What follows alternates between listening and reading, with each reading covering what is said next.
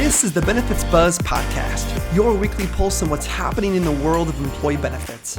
Brought to you by your friends at WEX, who believe in simplifying benefits for everyone. Now listen up and let's get buzzed. Hey everybody, it's another episode of Benefits Buzz. I'm your host, Eric Piella. I'm excited for the episode we've got queued up for today. A couple months ago, we had a wonderful conversation with the EBN discussing all the decisions that HR pros have to make when they're choosing their benefits technology.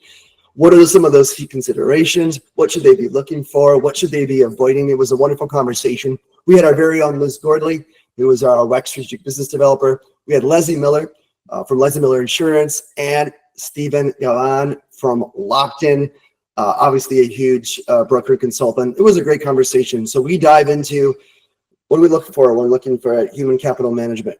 What system should we be considering? What's the best fit for your organization? Because not all solutions fit all. We're going to break it all down for you. It's a great one. I had an opportunity to host that, which was great. We're going to break this up into two sections. It was about a 60-minute powerful dialogue. And so we're going to break up into two sections. Today's episode is part one of that. We're going to jump into that. And then next week, in a couple of weeks or so, we'll queue up part two. So without further ado, enjoy this awesome webinar and welcome to the Benefits Buzz podcast.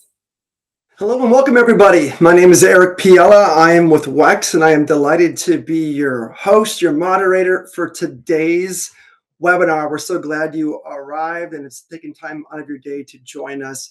I'm super pumped to introduce our panel. Before I get there, we're all here to talk about top considerations when making a decision on benefits technology. It feels like more than ever, there's innovation happening in our industry.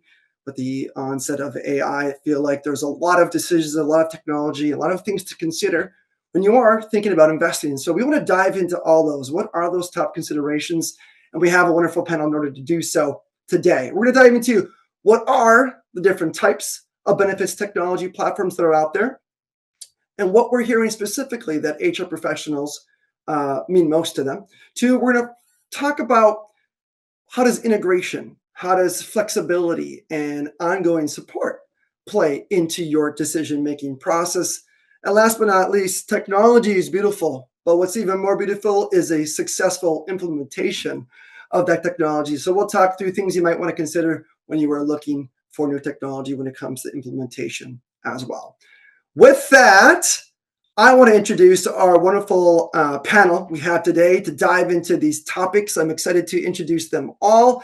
They bring a variety of expertise, and I'm excited to introduce them. First and foremost, I want to introduce Leslie Miller. She is the president of a boutique consulting firm called Leslie Miller Custom Insurance and Solutions.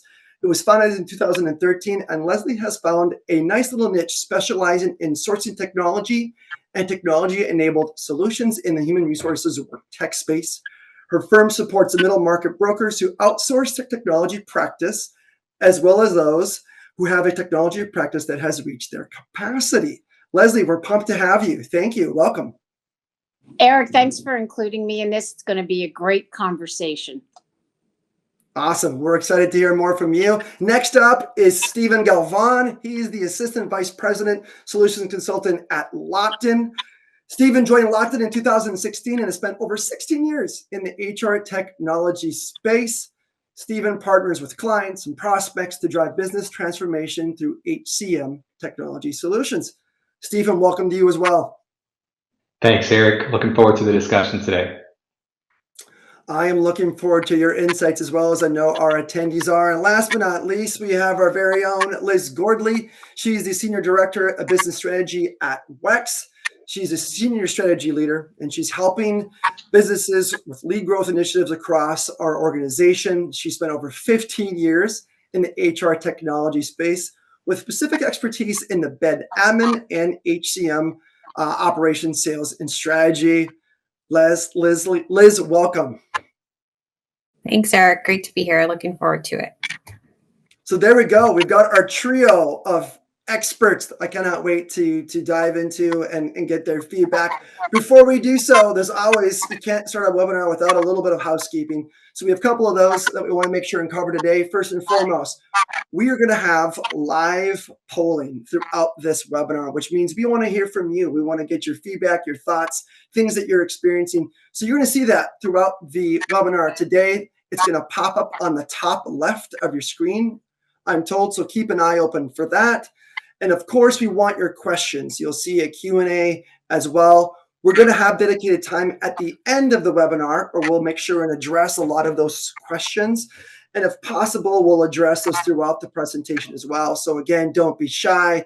Start submitting those questions as you hear things maybe our panel talk about that sparks a question or idea.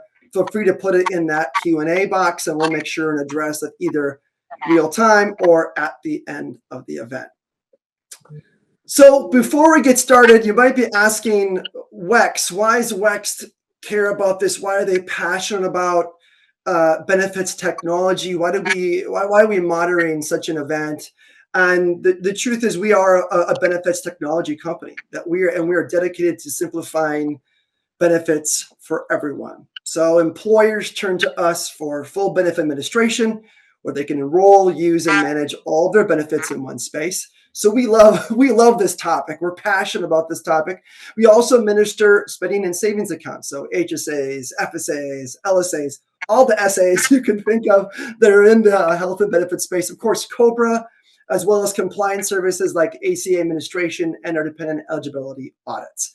We love it all. That's why we care about this, and we're excited. We're really on a mission or a goal to build that next generation technology to make sure that employers and employees and participants have the confidence they need to make really smart benefit decisions so they can live happy lives and healthy lives, which is great. But enough about WEX. Let's hear more from you. I talked about those polls. We're going to go ahead and kick off that first poll right now. Obviously, the topic of this webinar is top considerations. And so you're probably all coming to this webinar with a couple of thoughts and ideas and concerns. And so we want to hear from you. You should see that live poll pop up right now. Simply go in there and you can actually just click one of those radio buttons. So I'll read that. Top considerations when choosing a new benefit service provider. Here's a couple I want you to consider. The first is features and functionality. Is that important to you? Is budget? We know cost containment is huge in the industry right now. What about integration and capabilities? Implementation and service support model? Or maybe there's something else that's top of mind and a big concern for you. I'm starting to see some of those votes come through. Thank you for doing that. I'll give that just another minute or two, maybe a couple seconds here. They're actually pouring in pretty well here. So go ahead, and if you haven't done so yet, take that quick poll. We'd love to hear what is your top concern before we dive into this, because we want to hear from you and understand that. All right, we got really good participation. Thank you so much for doing that. If I had some Jeopardy music, I'd play it right now. All right, I think we've got those locked in. Let's go ahead and share some of those. Okay, what do we got? So 38% is our leader at features and functionality, followed closely with implementation and service support model, budget, and integration capabilities. This is awesome. Thank you so much. Presenters, panelists, keep this in the back of your mind as we cover a lot of this. So with that, I'm going to jump into maybe our first question here for our panelists. We like to do a little bit of research when we do this, and so I'm going to read this stat specifically that we've got here. Guardian's 12th annual workplace benefit study just came out not too long ago. It states that more than 90% of employers use a technology system or a platform to manage some aspect of their HR or benefits functions. Now, the kicker is that's up from 70% just 5 years ago. So we've seen 20% growth in under 5 years. So this is super timely, and it stands to reason that selecting the right technology is going to be imperative, right? So from that, I'll tee you up. From your perspective, I'm going to lob this one out there for any of you to respond. What do you hear when you're working with HR leaders out there that's most important to them? We kind of have the representative sample of those on the call today, but what are the top things that they're considering when looking at purchasing an HR technology solution, such as benefit administration? I'll go ahead and leave it open for whoever who's brave enough to respond first. Yeah, I'm happy to take this one first, Leslie, and then if you want to balance out anything I have to say. There's really a few buckets that I hear on a consistent basis when I'm talking to my clients. I think from an administrative perspective, it's streamlining processes between HR and benefits. And then the second piece is going to be employee engagement.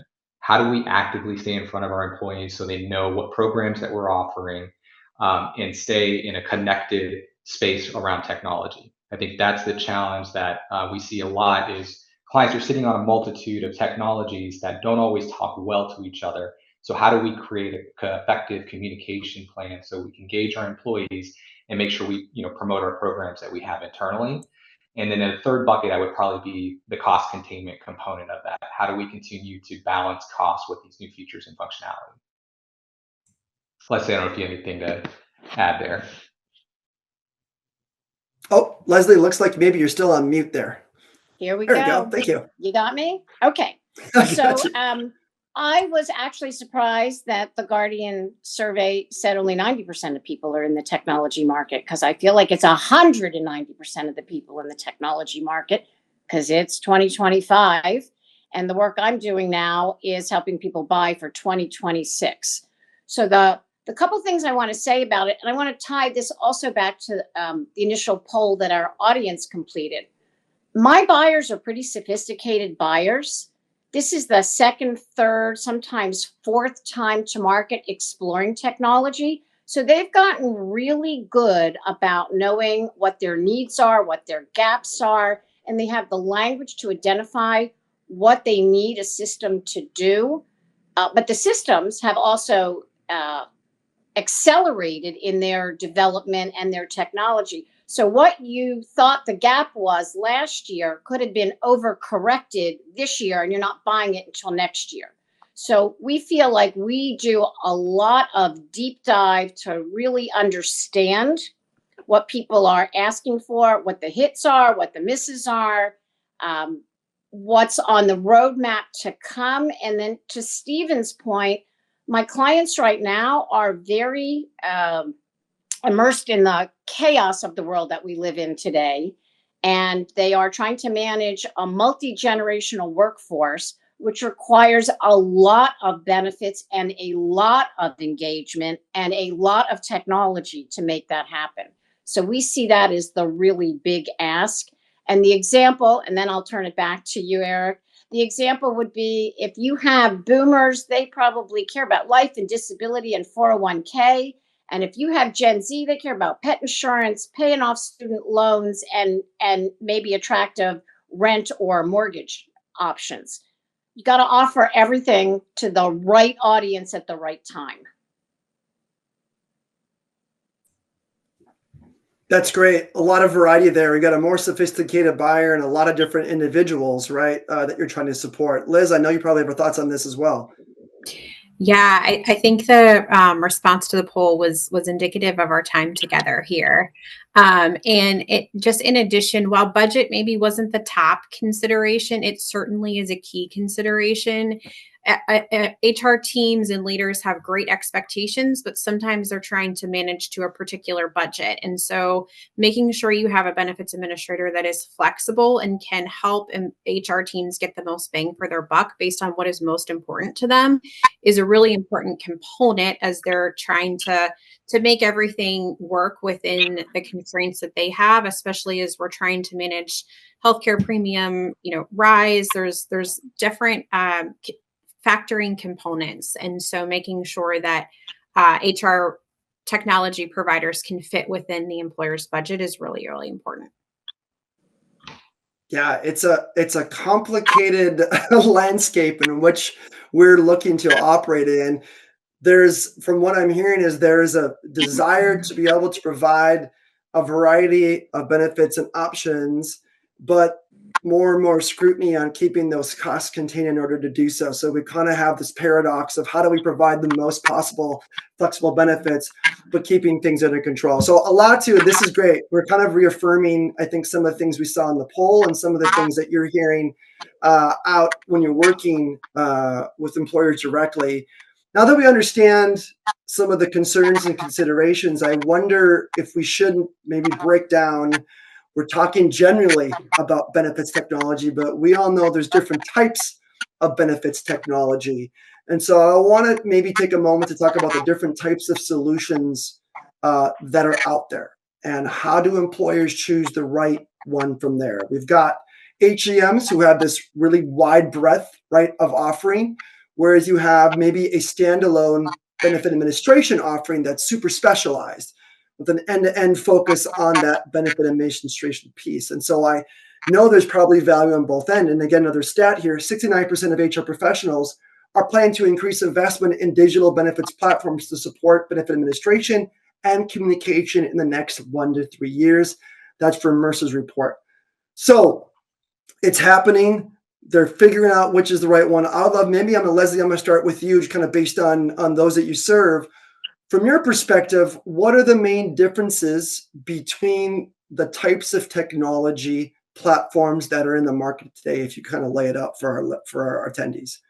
Okay, fair question. And I think how you're going to use your technology is the number one influencer over how you're going to choose your technology.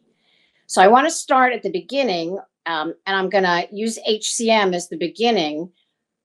Everybody wants a paycheck, so everybody needs a payroll system. And to get into the payroll system, everybody needs timekeeping. So that is a strategic imperative. Whoever you choose to select to provide those services, there's not going to be a single person on this call today who doesn't have some version of that. Now, here's where it gets a little tricky. You can get an all-in-one system, and for lots of our clients, that is 100% the right answer. But we have a preference, some might call it a bias, and we say our preference is if you can afford and you have time to implement a standalone Ben admin system, you will get better functionality, and it is likely you will get better support and ongoing customer service. And I think that's like a really important discovery topic to make sure that you are buying the technology that meets your needs, but services the HR team as well as just the employee engagement.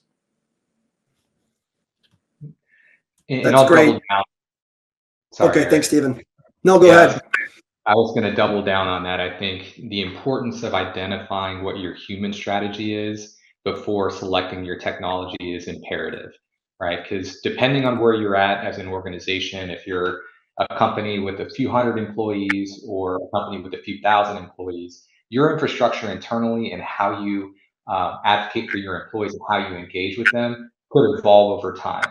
And the way that I look at the HCM platform, it's really, you have the enrollment capabilities, you can connect with the carriers, it serves its purpose, but you're typically relying more on internal resources to manage the other aspects around the technology, from fielding employee questions, doing administrative tasks like dependent verification, and then being that source of ongoing education, versus looking at a standalone solution that is not only high tech, but it's providing administrative support for your workforce, and it's also providing ongoing education as a tool, right? Which is really advantageous for groups that are looking to really, double down on their message, making sure that employees are aware of programs, and just creating an experience that's not limited to a 15-minute, once a year enrollment of benefits, but an expanded year-round experience.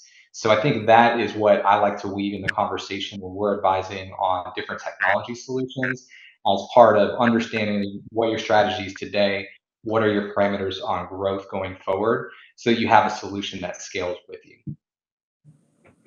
That's right. It's some good advice, because I think that's what a lot of, from what we hear is they're torn between the system they know they need and have versus a more specialized, right, Ben Admin that could really provide what they need. And so any other final advice as to those that are torn between? You gave them some really good, I think, things to start with, but just thought I'd probe one more time. If someone's really wrestling, where should they start, or where should they really dive a little bit deeper to see what tool might be best for them? So, Eric, I want to add a little bit, and Stephen and I think the same way about this. So, he landed on where I was. I'm going to land back where he is. Okay. I think that for people who are buying technology, assume that it's going to have the functionality you want because you're not going to buy something that you don't want, and assume it's going to get stood up in the right amount of time. How do you want to work with the technology after you go live? Do you want a Hmm. dedicated team of account service people, client success managers that you call and know your company by name and you know them by name? Or do you want to call into a shared call center? Or do you want to do it all online through a chatbot because there's not a live person to talk to? And different buyers have different preferences, different personalities, but they know how they want to receive service. And I think the $1 million question is, in an emergency, and you can define the emergency, the CEO of the company is standing at Walgreens and cannot get a prescription filled because he or she is being told they don't have coverage. That's an emergency. As the HR person, how do you want to solve that problem? I think that's going to really be directional in the way you go to market and evaluate what your options are. And maybe that's a great point. Maybe just one thing, if you're an HR professional and you don't know where to start, you might want to start looking at your existing technology. Who are all the vendors that you're working with today? Because chances are one of those probably has additional products that can help support you. And then you're starting to consolidate your overall technology stack. So in our case, if you're Yeah. working with us for CDH Cobra, ask us about Ben Admin. We can help serve you in those areas as well. And there's probably other examples of that throughout your HR technology, existing technology stack. Yeah, great commentary. Your IT team will probably thank you. That's good, Ray. Leslie, thank you for the real poignant example, right? The little sweat coming off our brow for CEOs. Like, what's the overall experience, right? Like, as again, technology is technology, but what is the experience that you have? And that's a bit leads me to the next question.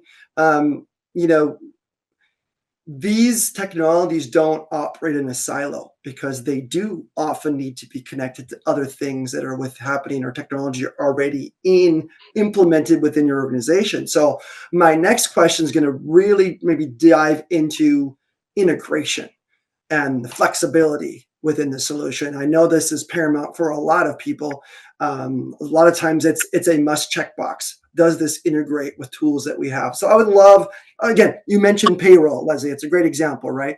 I'd love to hear, what are some of the differences in the platform integration capabilities that you're seeing today, assuming maybe there's a level of integration across the board, but what should things be looking for? What should employers be looking for when it comes to integration specifically? Yeah, I can start and then anyone can chime in. I think there's really three things that you should be asking a potential benefits technology provider. One is what's the breadth of the integrations that they support? Two, what is the depth of those? And then three, how are they evolving with the existing kind of integration trends? So I'll maybe double click into each of those. When you think about the breadth, so we support over 40 different payroll company integrations. So that's important. To Leslie's point earlier, every single person has payroll. We understand that regardless of which platform you use, the data has to transition seamlessly. So you're entering new hires into your payroll system and they should flow automatically to your Ben Admin system so that you're not having to key those things manually. And then additionally, once those employees enroll in all of the different coverage, the Ben Admin solution needs to be able to send that deduction information back to the payroll company so that the correct deductions are taken on the employee distribution for payroll. So that is table stakes in terms of what we would expect on an integration for those two systems to be able to talk together from an integration perspective.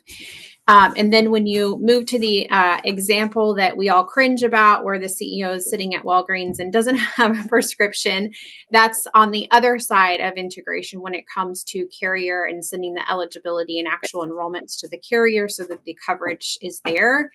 So we support over about 450 different carrier integrations that we're working with. And so again, just making sure that you're working with someone that knows and understands all the various nuance. They work with these people on a daily basis. And then also having a team of experts that understands complex benefit scenarios. We work with all kinds of industries, but when it comes to specific industries like healthcare or higher education or retail, where they have complex benefit plan designs, or maybe they have a lot of benefit types, making sure that you're working with a team during implementation that knows how to set up leave of absence, how to support, life insurance, issue age versus attained age, how to set up these specific complex plan designs. So not only is it displaying correctly to the employee as they're electing those, but it's also sending correctly to the carrier on the other side. Those are two really important things when it comes to both breadth and depth. And then when you think about the evolution of integrations, if you've been following along at home on the integration evolution over the past few years, there's a couple of trends, both centered around data standards and the form in which data transfers. So if you think about, the supplemental voluntary products like your critical illness, your accident plan, all of those types of products, there's been an effort across the industry spearheaded by LIMRA to try and put those standards in place. And so making sure that your benefits provider is adopting the latest files specs. So LDEX would be the file format for these supplemental benefits. And then secondarily, transitioning from a file to an API in the form of integration. So that is really just making sure data is transferring faster than it did before. It's transferring real time versus waiting for a specific scheduled time to send. And then it's also pulling very, very standard and specific fields consistently. So the data is accurate and it's timely. So those are two kind of trends that, we should be asking our benefits provider. So those are kind of the three things I think about that are important when you think about integration. So I'm going to add just a couple of quick thoughts.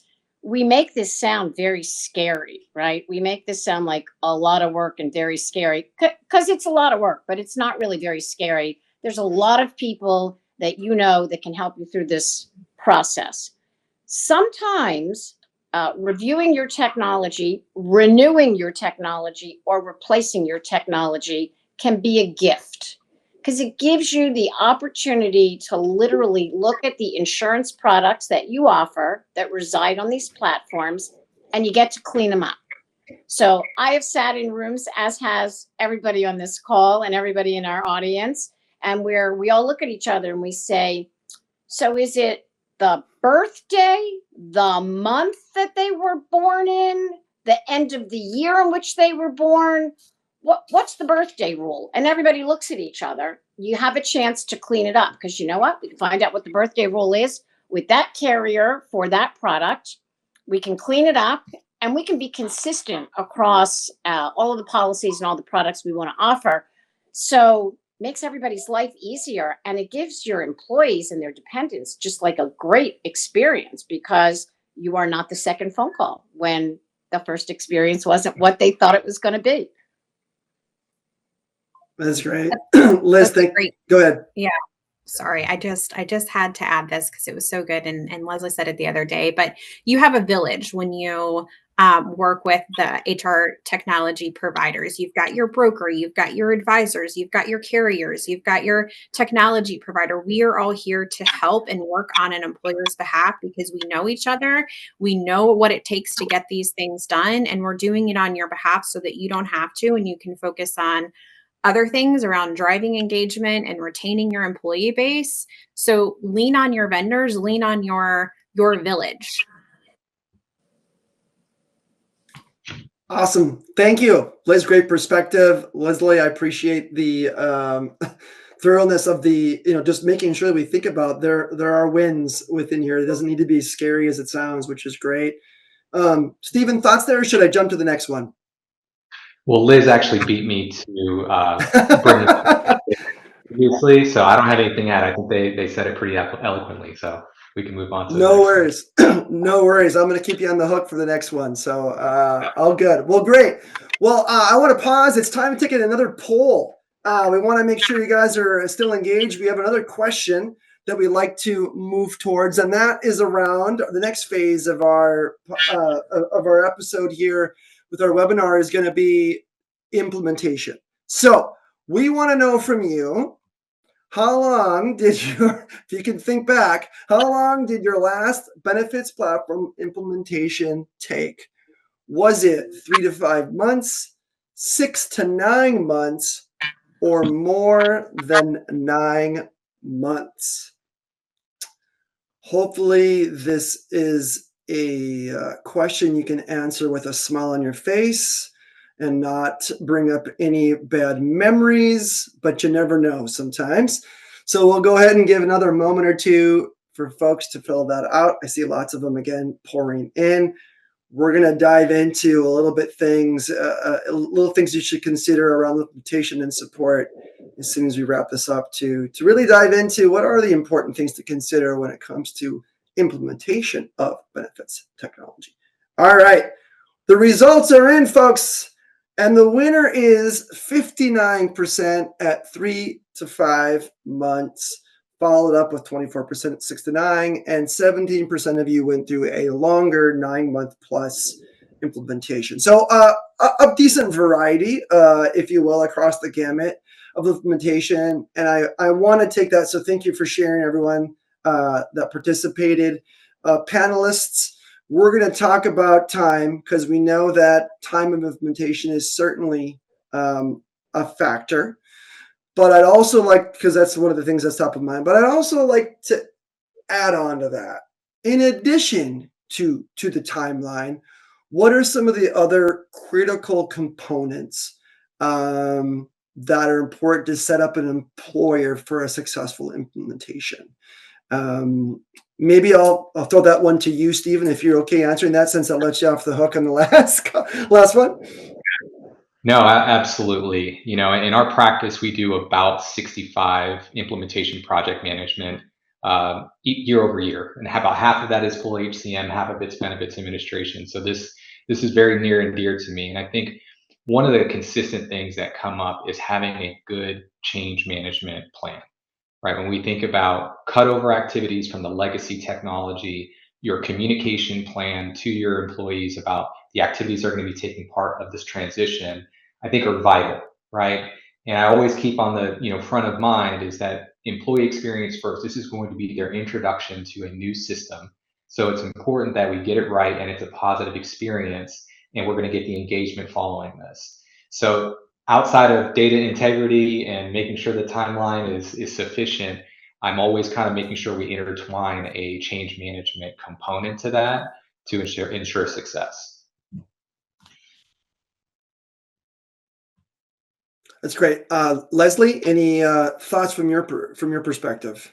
Just to add on, my HRIS teams tend to be a little thin, overworked, maybe sometimes underappreciated, particularly during OE and when they're making a change in technology platforms. So that's just the context for what I'm going to say now, which is they all have full-time jobs. So when we implement a new system and we say things to them like, oh, we have to have dual maintenance because we've got a cutover, now they are doing dual maintenance, duplicate work. They're doing their full-time job, and now they're doing their other full-time job with the same staff and maybe insufficient resources. So I would like the people who are supporting HRIS teams and the HRIS teams that are with us today to think about what you need during that 16-week time frame. You might need client-side support. You need to ask for it. You might need staff augmentation. You need to ask for it.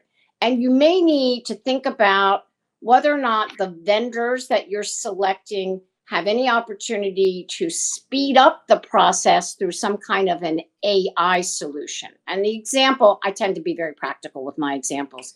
The example would be, do I really need to test every file, or do I just need to test where there's a discrepancy? And could I cut 16 weeks to 14 weeks or 12 weeks in so doing?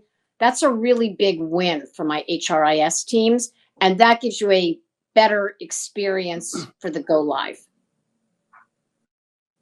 I totally agree. I would just add to that working with a benefits provider that has been doing this a long time and has deep expertise and can really be that guide.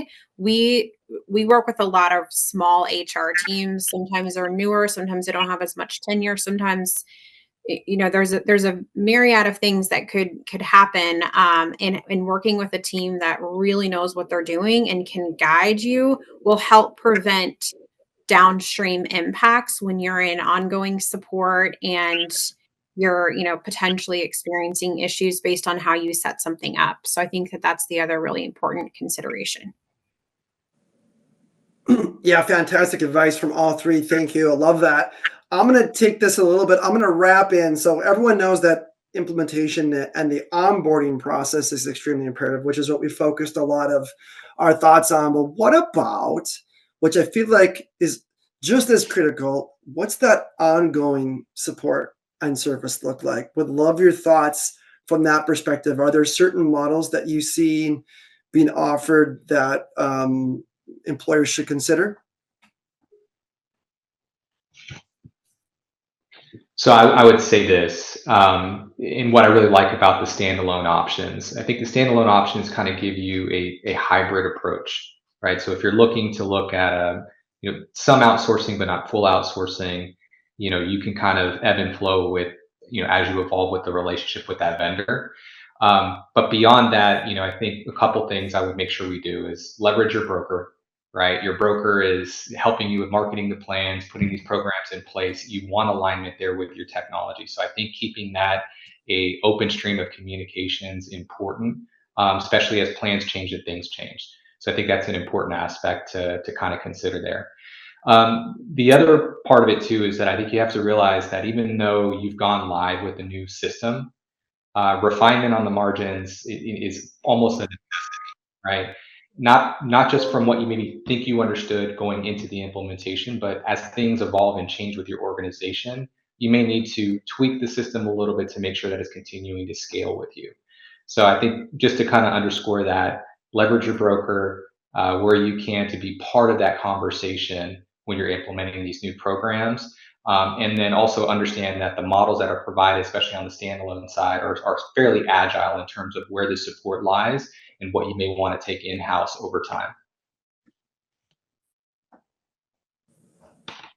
And I would add, leverage the data that you get from the software provider.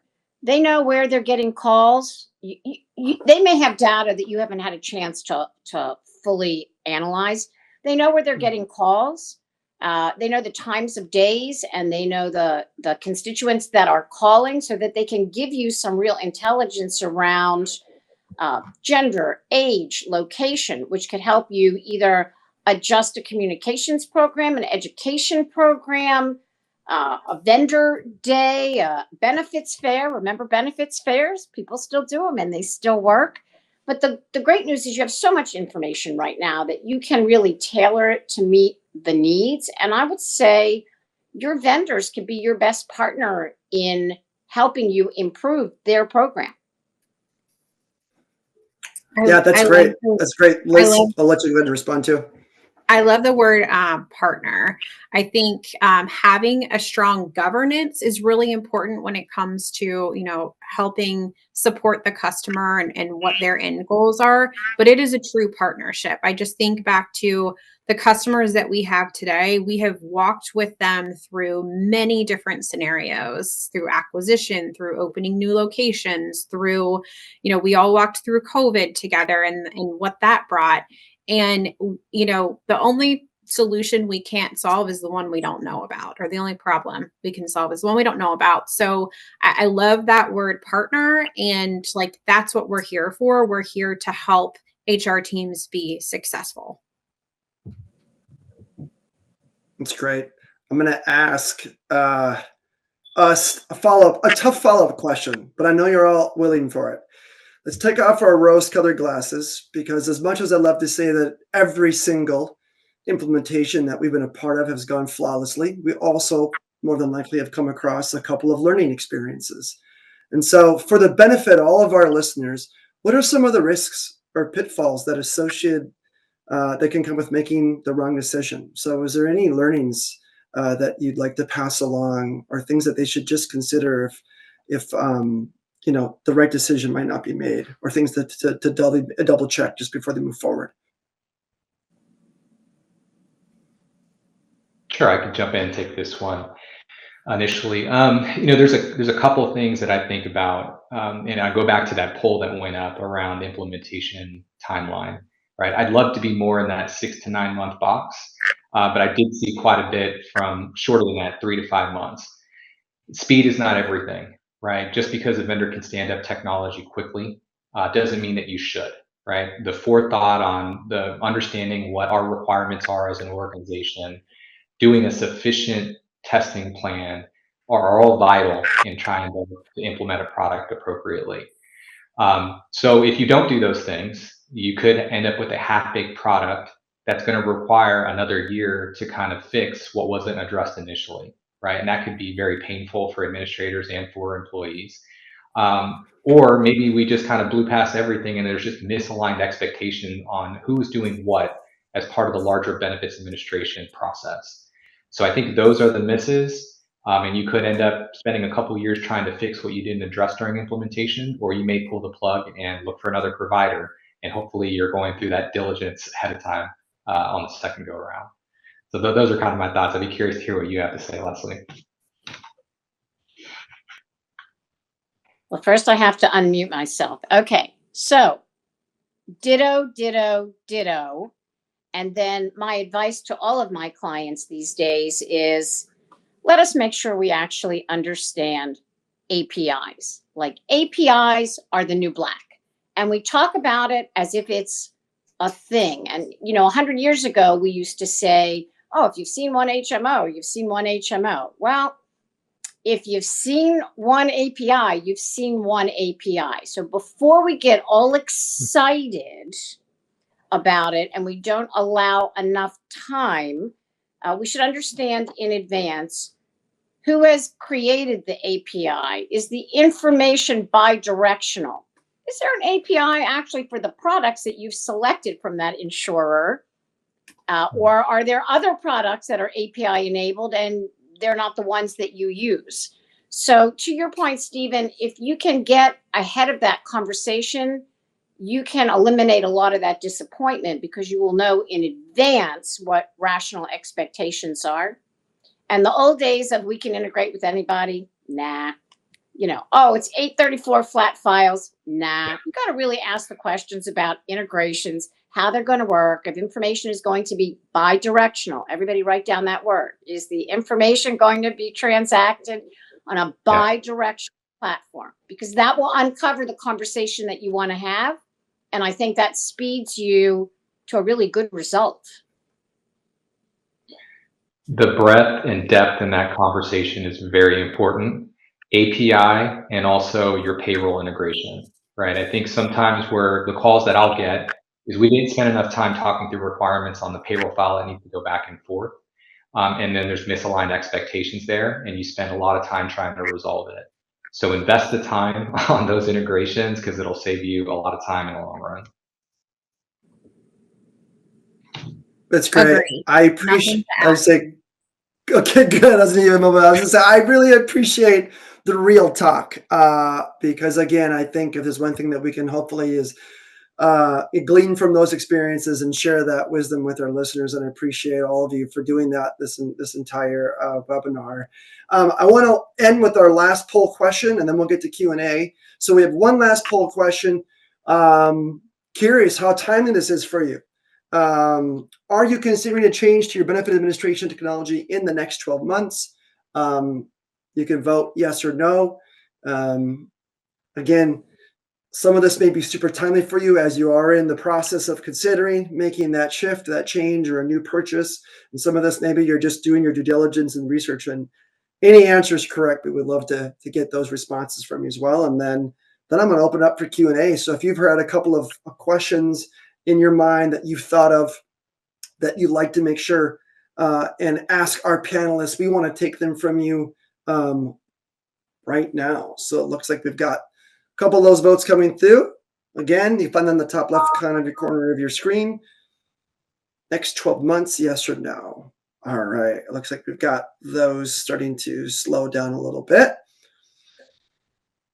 All right, so we've got a pretty even split. Some of you are ready to rock and roll and are looking right now, and some of you are still kind of just doing your evaluation, your ongoing education, which is kudos to you and staying on top of all those things for your business. So with that, I want to open up to live Q&A. This is your chance to stump our panelists. I'm just joking, they're unstumpable. But anything that you heard, you want to dive a little deeper in. Maybe we touched on something that you'd like them to just pontificate on a little bit more. This is the time to do so. So I'll give it just a moment for those to come through. It looks like I didn't have to wait very long. I already got one coming through here. All right, panelists, are you ready? The first question is, can you give some real world examples of how tech can make benefits feel more personal and get people more interested and, believe it or not, actually using their benefits? Wouldn't that be wonderful? All right. So any tips on personalization or engagement, it sounds like, with their benefits? So I'll be happy to go first on that one. The technology has improved so dramatically that there are lots of options for guided benefit decision making. Depending on the employer, you can literally have all of your claim feeds analyzed to tell you what prescriptions you're on, what doctors you go to, who's in and out of network, to help you make the best buying decision. And if you don't have all of that data, there's enough empirical data that can help direct you. And the second thing we're starting to see, this is a little big brother, otherwise known as AI for today. But there is the ability for some platforms to be able to look at the claim that you filed. You went to the emergency room with your child who had a broken arm, and they had it casted. That's a pretty normal occurrence for probably everybody on this call. There's a way that some systems are now triggering you with a message that says, don't forget you bought accident insurance. You might want to file that claim secondarily. So all of those kinds of things are real time, real personal, and very specific to the person using the benefit. It's 2025. It doesn't get better than that. I love it. Thanks, Leslie. Anyone else? Yeah, that's where I was going to go. We've seen that we've seen this question over and over again, and we just launched our BenefitWise Premier solution, which does just that. You can enable real-time claims information if you're self-insured, so you can see very personal to you how much you spent last year, what all you spent it on.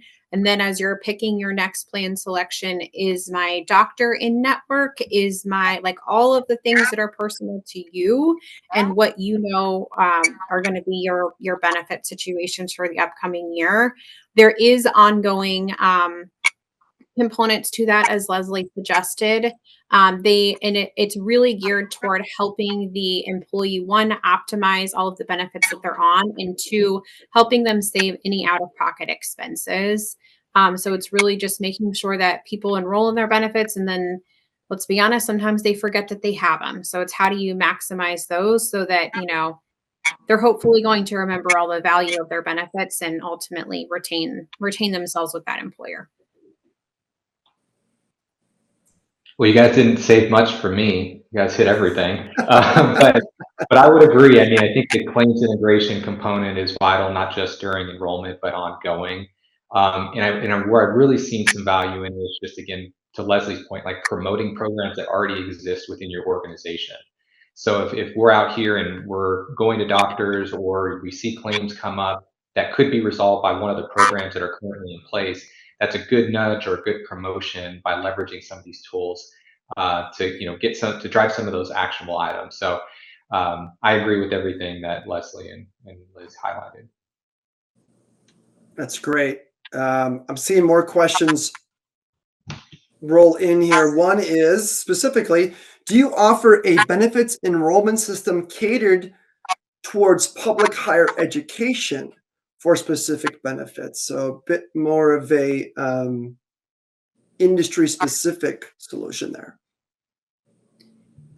Yeah, I can take that one. Absolutely. It's not, there isn't probably a system out there that is very, only specific to higher education public sector, but I would say what's important is the flexibility that a system offers to handle the complexities that a higher education industry would be experiencing. So understanding where you might have complex plan designs and then making sure that the software you're selecting has those specific capabilities to support those. It's what's most important. We serve really complex industries, like I think I mentioned earlier, higher education being one of those. So I feel confident that we can probably handle, try and stump us. We haven't been stumped yet. So that's the good news. That's great. Thank you, Liz. Another one, and maybe this was, maybe they were inspired by one of your comments, Leslie, specifically around how around AI. You had talked about the claims example potentially. And I think I'm surprised we got this far without talking about AI. But the question is, how is AI influencing benefits technology decisions in organizations? So are there any other examples beyond the one, Leslie, that you talked about where you're starting to see AI being used? Really, again, maybe it's around personalization, maybe it's around engagement, maybe it's around just overall experience being a bit smoother and more seamless. So I'll add on to my first answer, and then I hope I give you something pithy to think about. So you've all been exposed to and have been using AI for the last number of years, and it's the chatbots and the avatars and the guided enrollments, and all of that is AI driven. It is the ability for you on a 24/7 basis to ask a question about your benefits and have it answered. And some companies have taken it to the next level of sophistication where you can literally, I'm going to go visit an office in Iowa. What is the dress code and where do I park? And if you can think of the question, somebody else has already provided the answer. And you can literally get that at a time that's convenient for you, because that's when you've asked the question. AI is what's making all of that happen. So here's my pithy thing for everybody to think about. AI is something that is easily understandable at the employee engagement level, because we are all employees and we know how we use AI. But I find more and more I'm having bigger organizational conversations around InfoSec, information security. And it's with the CIO who wants to generally know, how is AI being deployed internally to transform businesses? Things like, is all of the data that runs through your platform being used in a machine learning environment? And if it is, and I don't want it to be, can I extract my data from that pool? Those are conversations that we didn't used to have in HR tech, and we certainly didn't used to have in benefits administration. And so I find now that the CIO is often part of the decision making and somebody I speak to early in the process. As I indicated earlier for myself, there are biases and preferences, and it's very important in the AI world to know what those are in advance. You don't want to go through a whole process, have a recommendation, and after 9 months somebody says, yeah, I'm not comfortable with the InfoSec. And then we start again. Stephen? Yeah, those are really good points. And I think to further emphasize it, like AI can get broader and broader and broader beyond benefits administration. And so usually where I start that conversation when I'm talking to a team, it's, what is the problem you're trying to solve for first, right? Fall in love with the problem and then see how AI can help address that. But the reality is every single HR technology system is investing in AI in some aspect of their solution. So when I think about where it's influencing it is, to Leslie's point earlier on in the conversation, is we are now addressing 4 different generations in the workforce, right? And so that tool is going to be very attractive for Gen Z to be able to communicate and look at or address questions, not during normal working hours, right? So I think that's where it's having an influence. It's providing that extra layer of navigation, and it's also mitigating the need for employees to reach out to call centers or HR teams for questions, because they are now enabled by AI to address a lot of those questions from a self-service level. Yeah, and the only thing I agree with everything that you guys said. The only thing I would add is AI can start to take all of the data that sits in these platforms and be able to start to benchmark it against, other employers like me. They can start to, run some recommendations on, hey, other employers in, your same industry that have your same number of employees often have other products that look like this, whether it be a pet insurance or wellness or what have you. So that's kind of how it's just accelerating how brokers and HR teams are able to kind of put a holistic, comprehensive benefit package together. Thanks, everyone. That was a great way, I think, to cap off the webinar. I want to give a special thank you to our panelists. If we were in a live audience, they'd be giving you a round of applause and probably a standing ovation. So thank you, Stephen, Leslie, and Liz, for your thoughts. I really appreciate your time today. And we've talked a lot about our top considerations, the different types of benefits, technology, implementation, ongoing support. We hit a lot of topics, and so appreciate your feedback there. All of you who are attending, thank you so much for doing so. We're going to follow up with some information. Likewise, if you have any other further questions, there'll be a way that you can get in touch with us if you'd like to dive into something a little bit more deeper on something we discussed today. Thank you so much for your time today. Best of luck in your benefit technology decisions, and just know that we are here to help. Thank you so much, and have a good rest of your day. Hey, welcome back. I hope you loved the first part of that webinar. Great discussion, great dialogue. I want to tease part 2, which is coming up in just a couple of weeks on Benefits Buzz. We're to continue that dialogue, that conversation, diving into what are some considerations we make around implementation. What about support, right? These solutions, when you roll them out, make sure you've got a team that supports you the right way. And the audience peppers all of those great hosts with some really good questions that I know you're going to want to hear what the answers of those questions were. Make sure you tune back for that in our next episode. See you then.